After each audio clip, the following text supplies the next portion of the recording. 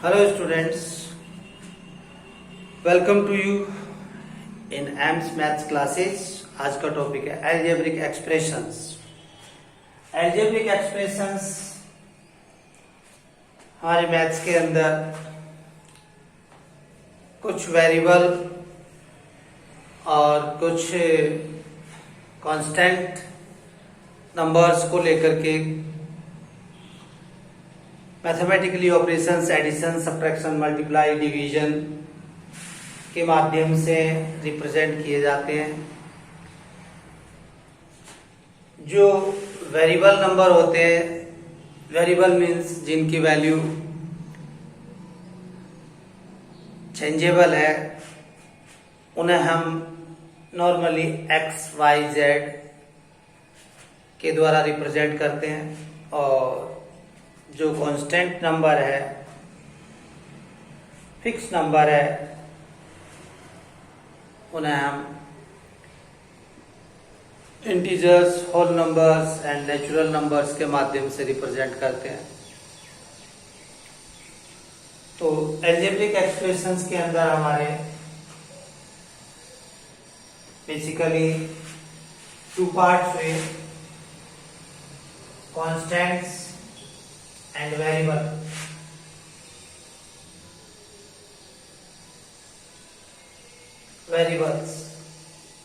Variables means इस type के points जिनकी वैल्यू चेंजेबल है, इन्हें एक्स, वाई, जेड, ए, बी, सी इस तरीके से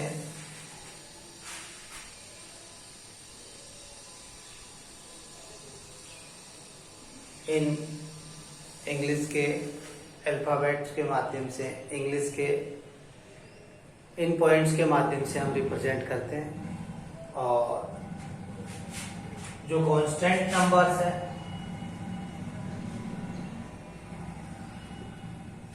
इन्हें -5, 50, 72,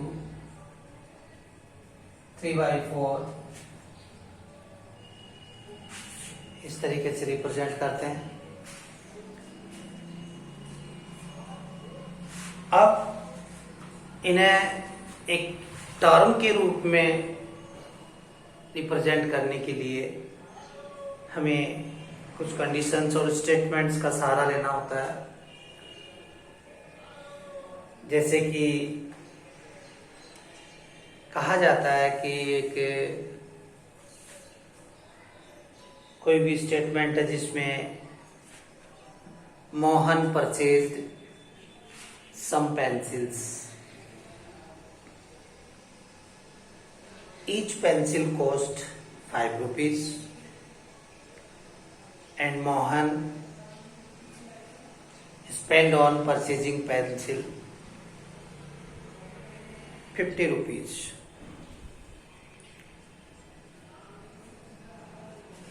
मोहन ने कुछ पेंसिलें खरीदी। एक पेंसिल की कॉस्ट है 5 rupees।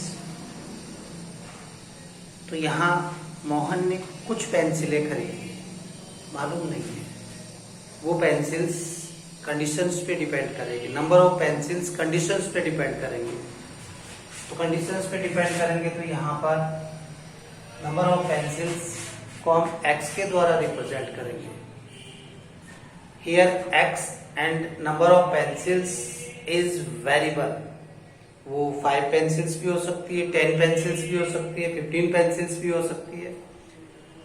So here as a number of pencil is a variable number, we represent it x, y, z, a, b, c, and cost of one pencil equal 5 rupees। It is a constant value, 5 rupees, 7 rupees, 10 rupees, it is a constant value, and number of pencils is a variable value।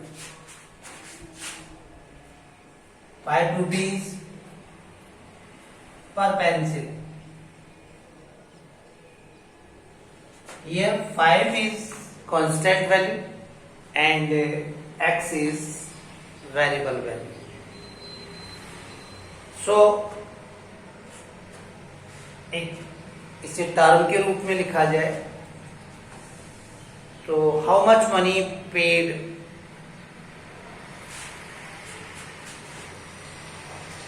x into 5 equal to 5x. It is a term. It is a term.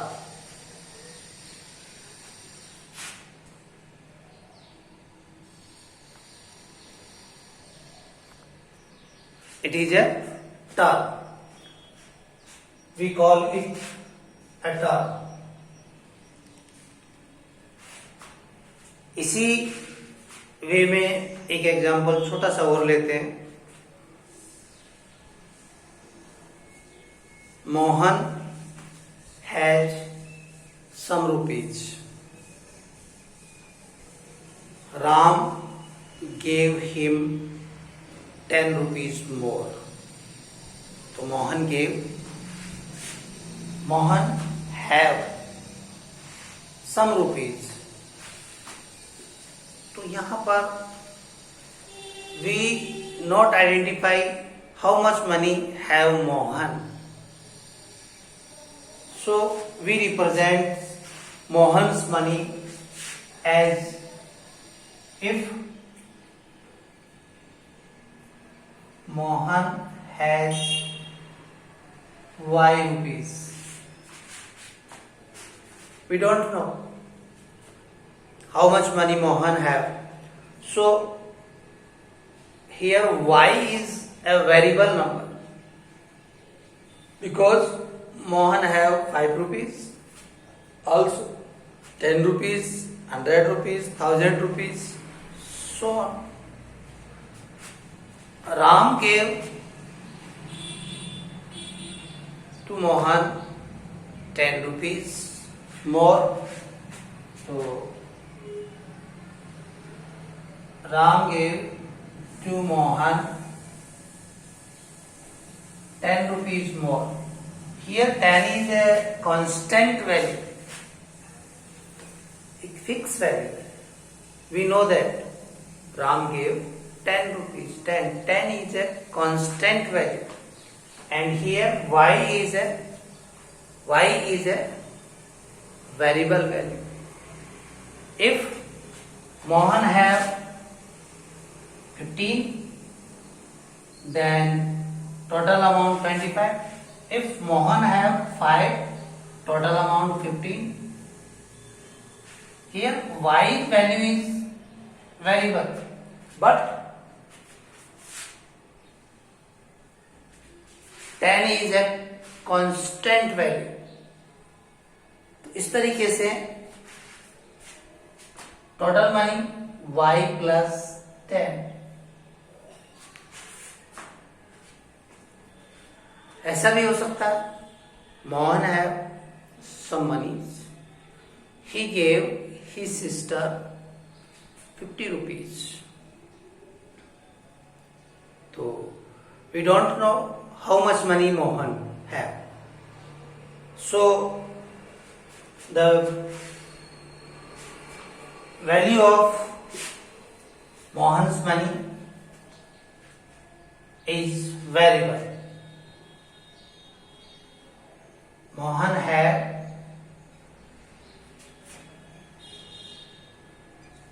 if X rupees. He gave her sister 50 rupees. Here 50 is a constant value.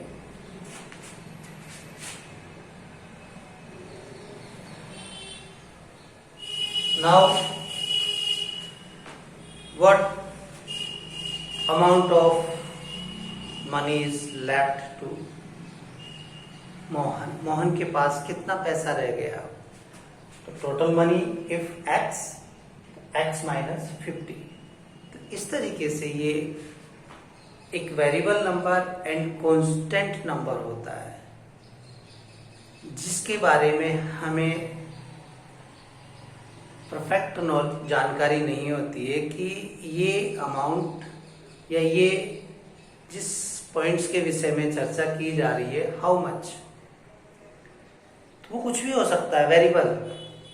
And for example 5 rupees, 10 rupees, 2 kg, 5 kg, these are a constant value.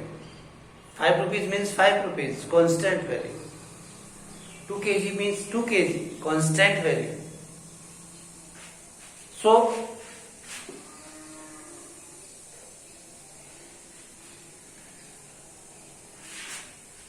constant value and variable value को mathematically operation addition, subtraction, multiply और division के माध्यम से हम लिखते हैं, तो वो हमारी टर्म्स कहलाती है। जैसा कि मैंने अभी कहा कि 5x plus 5 y minus 10, these are called terms. Here, if any number is expressed by multiple and division, then the term is only single term. Here 5 into x, but it is a single term. And here x plus 5 and y minus 10, two terms. It is separate and it is then xy by 2. It is also a single term.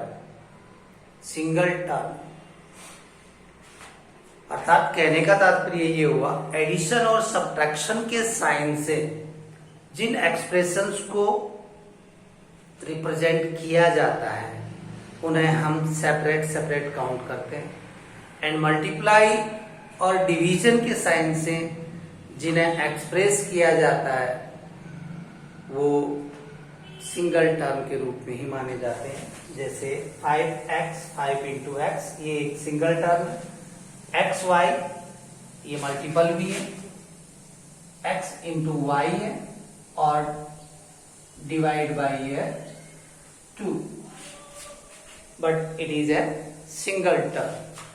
तो multiple और division के sign से जो term express करके represent की जाती है वो सिंगल टर्म ही कहलाएगी, एंड एडिशन और सब्ट्रैक्शन के साइन से जो ऑपरेट करके एक्सप्रेस करके जो टर्म रिप्रेजेंट की जाएगी वो सेपरेट टर्म कहलाएगी।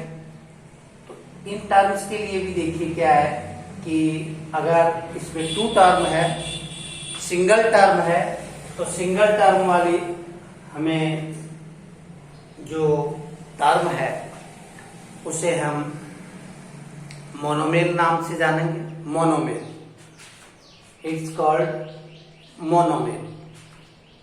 जिसमें 2 टर्म है वो बाइनोमियल, और अगर किसी में 3 टर्म है इट्स कॉल्ड ट्राइनोमियल,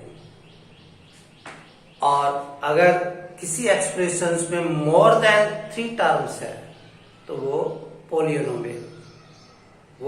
पोलियोनोमियल के नाम से जानी जाती है। हिंदी भाषा के अंदर बहुपदीय व्यंजन, बहुपद, बहुत सारे पद हैं उसके अंदर। पद means term.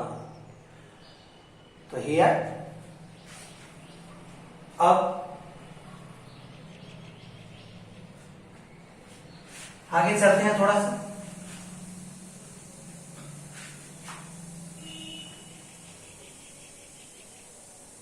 Factor of term, मान लीजिए कि आपके पास 4xy ये नंबर है, तो फैक्टर मीन्स इन्हें आप मल्टीपल्स के रूप में लिख दीजिए। 4 4 into x into y. These are called factor of multiple. आप 4 को भी और लिख सकते हैं, 2 into 2, 2 into 2, x into y. कोई भी टर्म है उसे हम फैक्टर के रूप में इस तरीके से रिप्रेजेंट कर सकते हैं। अब हमारे पास जैसे यही टर्म है, कोफिशिएंट से क्या मतलब है? कोफिशिएंट हमारा नेक्स्ट पॉइंट है, coefficients.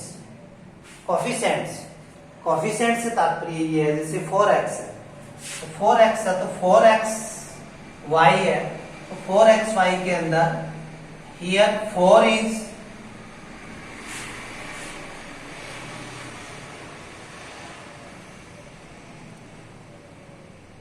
coefficients of xy. Here 4 is coefficients of xy. यानी किसी भी टर्म के इस तरीके से फैक्टर किए और इनमें से किसी भी नंबर का कोफिशिएंट्स पूछा जाए आपसे, तो what mean the coefficient? Coefficient से मतलब ये होता है कि जिस नंबर का, जिस वेरिएबल या कांस्टेंट नंबर का कोफिशिएंट पूछा जाए आपसे, तो उसके अलावा जो ऑल मल्टीपल्स है, ऑल नंबर्स है, these are called its coefficient. For जैसा कि इसमें कहा, here x 4 is coefficient of xy,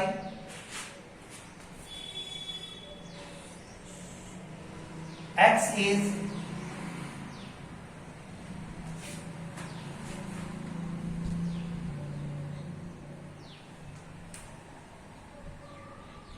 इसको इस तरीके से लिखा जाए,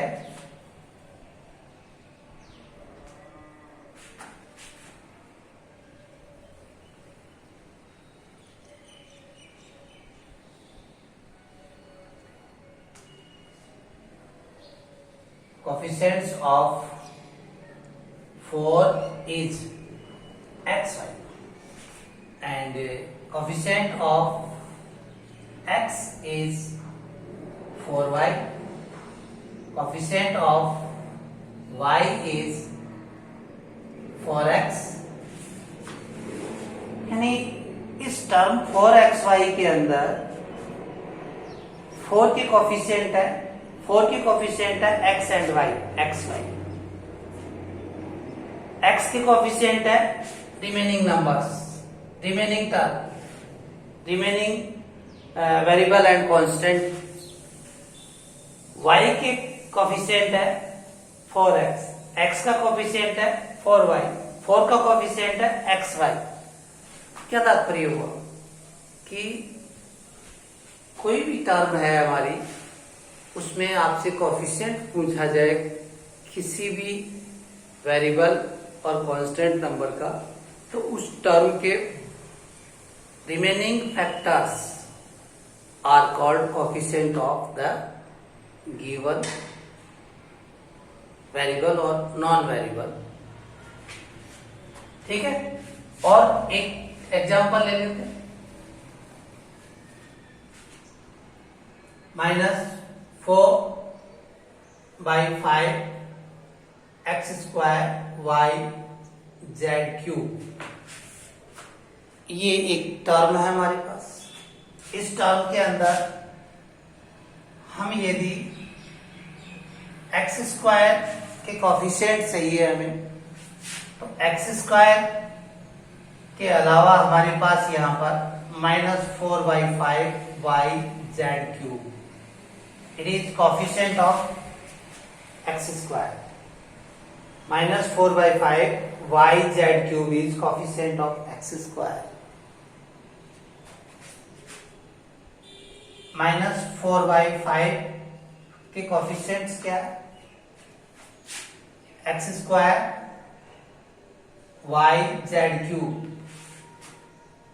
Z³ के कोफिशिएंट्स क्या है? -4y5x²y। तो मेरे हिसाब से समझ में आ गई होगी बात आपके कि कोफिशिएंट से तात्पर्य हमारा ये होता है कि कोई भी टर्म है उसके यदि फैक्टर्स कर दिए जाए तो जिसके भी आपको कोफिशिएंट, जिस वेरिएबल या कांस्टेंट नंबर का आपको उस फैक्टर के अंदर कोफिशिएंट चाहिए, तो remaining factors are the coefficient of asking.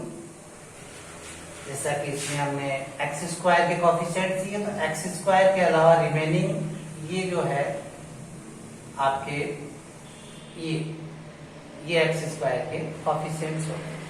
ठीक है, आगे चलते हैं।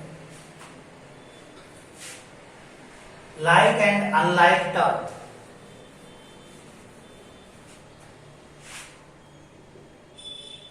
लाइक टर्म,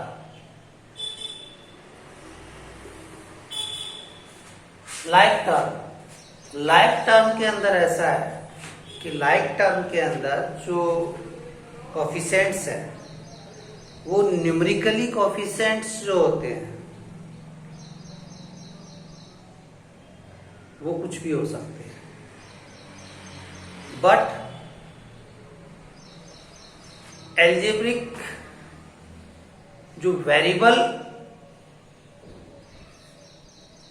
नंबर होते हैं वो सेम होने चाहिए। कैसे? देखिए, 3x² 4x² yz 1/2 x² y 3/4 yx²। अब देखिए आप इसमें 3 कांस्टेंट कोफिशिएंट, 4 1/2 एंड 3/4 ये कांस्टेंट नंबर्स है, ये वेरिएबल नंबर्स है। अब ये वेरिएबल नंबर्स सेम होने चाहिए। x² z, तो here z is different and x² y and yx², these three terms are like term because here variable number are same। जिन टर्म्स के वेरिएबल नंबर्स सेम है, एक जैसे हैं, आप कहेंगे इसके अंदर आपने yx² लिखा है और इसके अंदर आपने x² लिखा है, तो इट मीन्स ये है कि यहां पर 3x, इसका अर्थ ये है, इसे यदि अभी फैक्टर करना बताया था, फैक्टर करके लिखा जाए तो x इंटू y इस तरीके से लिखेंगे आप, और इसको भी यदि लिखेंगे तो 3/4 इंटू y इंटू x। तो देखिए अब आप इन्हें टैली कीजिए, x into y, x into y, और आपके मल्टीप्लाई के अंदर कम्यूटेटिव प्रॉपर्टी एप्लीकेबल होती है। तो फर्स्ट y लिख दो या x लिख दो, कोई फर्क नहीं पड़ता है। तो देखिए बिल्कुल सेम है। ये नंबर जो कांस्टेंट नंबर है ये कुछ भी हो सकता है, प्लस में हो सकता है, माइनस में हो सकता है, डिवीजन में हो सकता है, मल्टीप्लाई में हो सकता है, प्लस माइनस में नहीं होना चाहिए। प्लस माइनस में होते ही वो टर्म डिफरेंट हो जाएगी। तो हम यहाँ पर टर्म की तुलना कर रहे हैं, परस्पर टर्म में कंपैरिजन कर रहे हैं। तो इस टाइप के टर्म जिसके अंदर वेरिएबल नंबर सेम होते हैं लाइक टर्म कहलाती है, और if variable number is different then unlike term, कहलाएगी वो। तो ये इस तरीके से हो गया हमारा लाइक और अनलाइक टर्म। अच्छा, इन जो टर्म्स है हमारे पास, इन टर्म्स को अगर हम प्लस और माइनस के साइन के द्वारा रिप्रेजेंट करते हैं ऐड करके।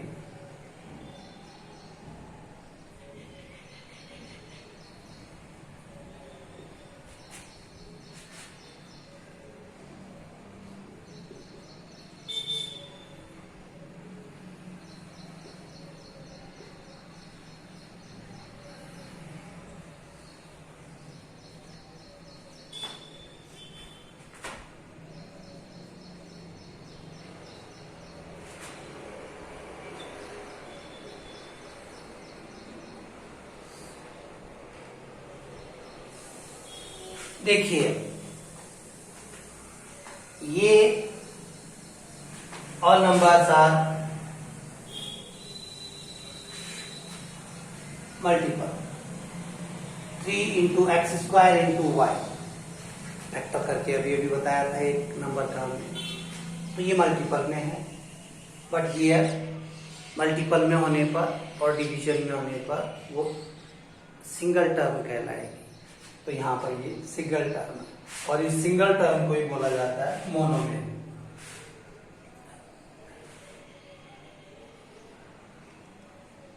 मोनोमियल अगर प्लस के साइन के द्वारा इस तरीके से ऐड किया जाए टू टर्म्स को, और ये टू टर्म होती है, तो ये कहलाएगा बाइनोमियल। बाइनोमियल।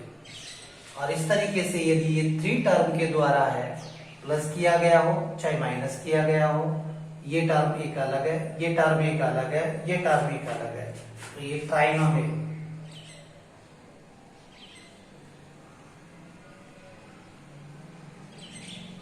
ये ट्राइनोमियल।